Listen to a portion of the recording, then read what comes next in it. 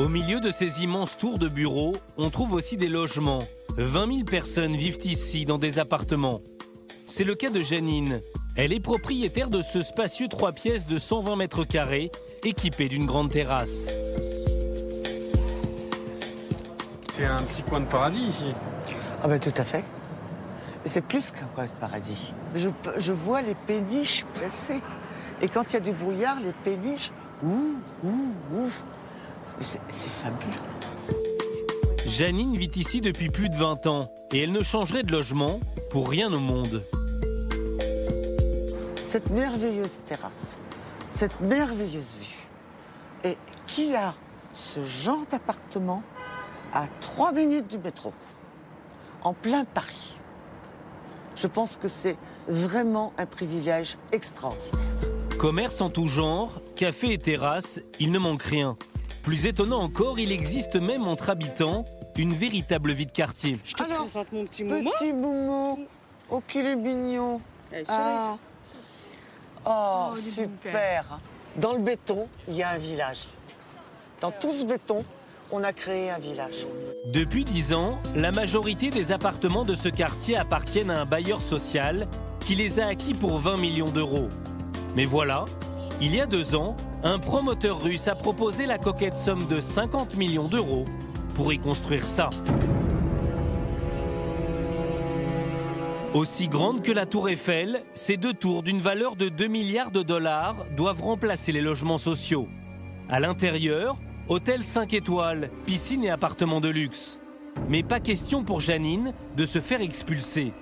Pour mener la bataille, elle a créé une association et battu le rappel des troupes.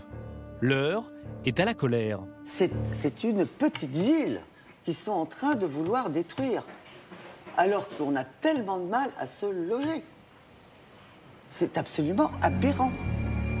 En fait, les tours vont être érigées à la place de ces 3 bâtiments. 250 logements sont menacés.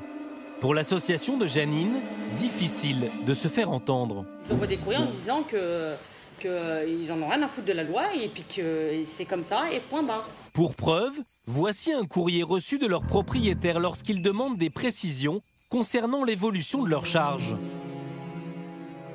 Notre société a décidé de ne pas appliquer les décisions des arrêts de la Cour de cassation auxquels vous faites référence. Ça ne va pas se passer comme ça, parce qu'on a quand même, d'un côté comme de l'autre, on a tous nos avocats. Voilà. Et ça, ils n'avaient pas pensé qu'on allait réagir. Leur association a déposé plusieurs recours en justice contre le projet. Celle qui parmi eux est la plus menacée, c'est Bouchra, une jeune mère de famille. Son bâtiment doit être le premier détruit. Bouchra est une irréductible.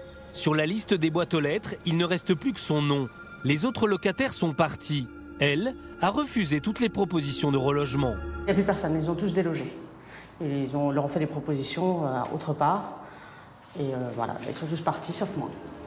Et vous? Non, moi ils ont beau faire la pression, je les arriveront pas. Bouchra sourit pour se redonner du courage, mais l'humeur n'est pas à la fête. Il y a encore quelques mois, près d'une trentaine de familles vivaient ici. Aujourd'hui, Bouchra est seule. Les bâtiments ne sont plus entretenus, les portes des appartements sont condamnées. L'ambiance est à la désolation. Ah, tiens, c'est ouvert. On va essayer de rentrer. C'est un studio comme moi. Voilà, qui a été vidé. Et quand c'est vidé, en fait, il casse tout. Et l'été dernier, en fait, il a fait excessivement très chaud. Et en fait, toutes les odeurs de canalisation remontaient. Et c'était infect. On pouvait pas vivre ici. L'odeur était... on pouvait pas tenir. Tellement c'était horrible. Et moi, je venais de tomber enceinte. Et j'ai fait une fausse couche à cause de l'odeur que j'en pouvais plus. Et la chaleur, l'odeur, le bruit, tout ça. Et ça, c'est de la pression toujours. Et je me suis retrouvée à l'hôpital à faire une hémorragie parce que je tenais plus, quoi. Malgré cette épreuve, Bouchra continue le combat. Pas question de lâcher son appartement. Sur la terrasse, les souvenirs reviennent. C'était une dame qui était là. Ici, c'est des effets personnels. Il y a un sac, une grande marque. Il y a même des photos. Elle était obligée À mon avis, ils ont dû lui mettre énormément la pression, lui donner un appartement qui devait être beaucoup plus petit. Et il y a des affaires qu'elle n'a pas pris avec elle. Elle a laissé beaucoup de choses. C'est horrible de voir ça. C'est horrible. C'est horrible. Sa plus grande angoisse, voir les travaux de démolition commencer du jour au lendemain. Car voici le courrier qu'elle a reçu il y a 6 mois. À l'expiration d'un délai de 6 mois à compter du présent congé, vous serez déchu du droit au maintien dans les lieux. Le propriétaire a demandé à la justice d'expulser Bouchra. Le verdict est imminent. Au bureau du promoteur que nous contactons, on n'attend plus que ça. En fonction de cette décision, normalement, elle devrait être amenée à quitter les lieux. À partir de là, la destruction devrait commencer immédiatement après.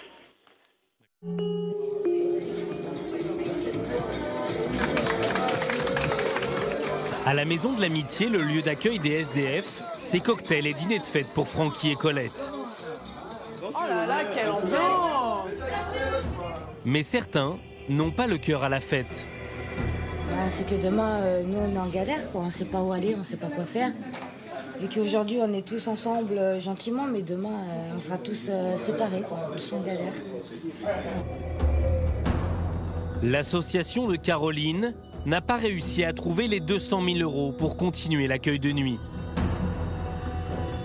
On rend 12 places, en quelque sorte, on ferme 12 places qui étaient normalement des places attribuées au 115. Et du coup, qui ne seront pas remises ailleurs pour l'instant, quoi. Donc, c'est-à-dire qu'à partir de demain, il n'y a plus d'accueil de nuit sur la Défense. Il n'y a plus d'accueil de nuit sur la Défense à partir de demain soir. Cela fait 12 ans que cette association offrait un vrai lit aux SDF du quartier. Ils pourront toujours venir prendre un repas chaud dans la journée, mais c'est la dernière fois que tout le monde va s'endormir au pied des tours.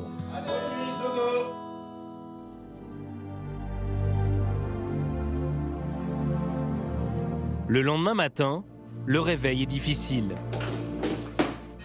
Les amis, il faut se réveiller parce que le petit café arrive. Pour Colette, c'est l'heure des adieux. Mais non. Bon. Allez, tu vas aller prendre ton petit déjeuner tranquillement. Elle quitte la Maison de l'Amitié pour rejoindre un nouveau lieu d'accueil.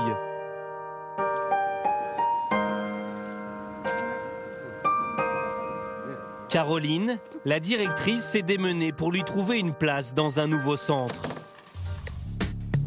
Mais pour les plus jeunes comme Francky, c'est une toute autre histoire. Il va devoir retourner dans la rue. Quelques jours plus tard, nous avons retrouvé Francky. Il s'est lié d'amitié avec Rachid, un autre SDF. Rachid, c'est un malin. Pour faire la manche efficacement, il a adopté les codes vestimentaires de la Défense, veste et pantalon à plis. Depuis quelques jours, il enseigne à son poulain ses techniques d'approche. Aujourd'hui, comment se faire offrir une cigarette? Bonjour, je peux vous acheter une cigarette s'il vous plaît? Excusez-moi monsieur, bonjour. Je peux vous acheter une cigarette s'il vous plaît? Excusez-moi monsieur, je peux vous acheter une cigarette s'il vous plaît? Je vais vous donner une cigarette sinon.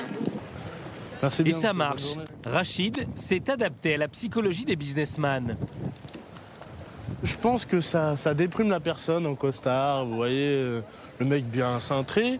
Si vous lui proposez 50 centimes, pour lui c'est modeste, alors il vous la donne. Ça évite de... Je sais pas comment dire ça. En fait, c'est comme si vous sous-estimez la personne. Et ils supportent pas ça, ces gens-là. Malgré son look de jeune homme de bonne famille, Rachid est comme Francky, SDF. Nos deux compères se rendent au centre commercial.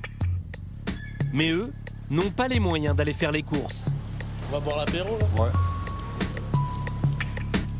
Alors direction les quais de chargement, où ils retrouvent d'autres compagnons d'infortune. Ça va? Djelali. Salut monsieur, ça va? Et toi? Ouais, je vois ça. Ça faisait longtemps, Djelali. Nous, on a squatté dans les catacombes, là. Je sais pas comment on appelle ça. Ici, là? Ouais, à la Def, ouais. Ah ouais? Ah, quand même. Difficile d'imaginer que nous sommes dans les coulisses du plus grand centre commercial de France. Ces SDF ont pris l'habitude de se retrouver ici pour passer un moment ensemble. C'est un peu le bistrot, quoi. C'est où on se pose pour boire une bière, discuter entre SDF.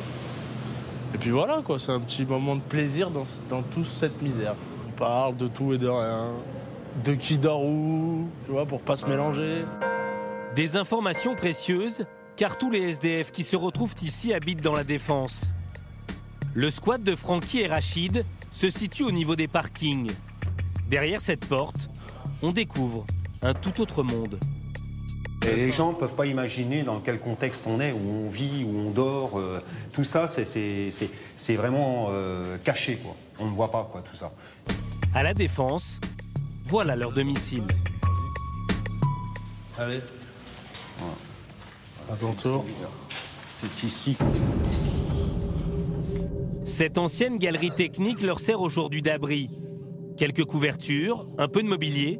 Dans la pénombre, la poussière, les odeurs de moisis, ils tentent d'organiser un semblant de vie.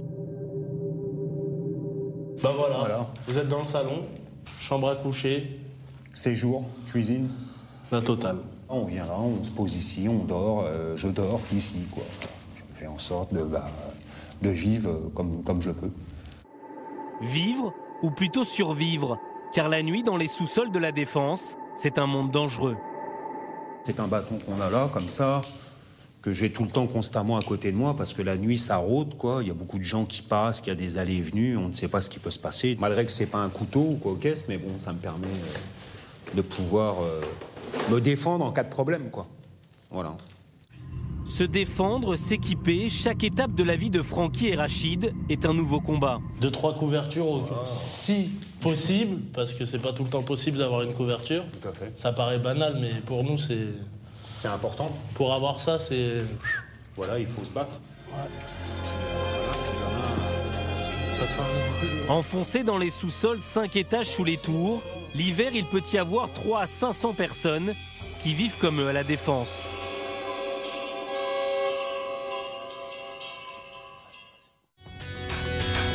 Des hommes obligés de dormir dans les sous-sols. Pourtant, à la Défense, les bâtiments inoccupés ne manquent pas. À quelques pas de là, Chris Holloway, un important promoteur immobilier qui travaille pour un fonds d'investissement, nous présente son dernier bébé, la tour Petroleum. C'est le premier bâtiment entièrement écologique de la Défense. Sur la toiture, nous avons une station météo qui, avec le passage du soleil qui tourne, peut orienter automatiquement l'angle de ces stores pour qu'ils soient au plus performants. Malgré ces équipements dernier cri, le bâtiment est vide. À la Défense, 500 000 mètres carrés, soit près de 15% des bureaux, seraient aujourd'hui inoccupés. À cela, une raison toute simple. C'est un souci d'économie. La plupart des demandes actuellement courent à cause de la conjoncture économique. Les gens courent après les locaux bon marché. Et on ne peut pas prétendre que cet immeuble particulièrement ou que les autres immeubles à la Défense sont les moins chers de l'Île-de-France. Pour s'installer dans cette tour de 10 000 mètres carrés, il faut débourser plus de 5 millions d'euros par an de loyer. En attendant de trouver preneur, Chris a eu une idée pour ne pas laisser son immeuble complètement vide. Sur le toit de la tour, il vient rendre visite à ses premiers locataires. C'est les premiers occupants de mon immeuble, de notre immeuble, effectivement, parce que l'immeuble est toujours donc en commercialisation. Nous n'avons pas de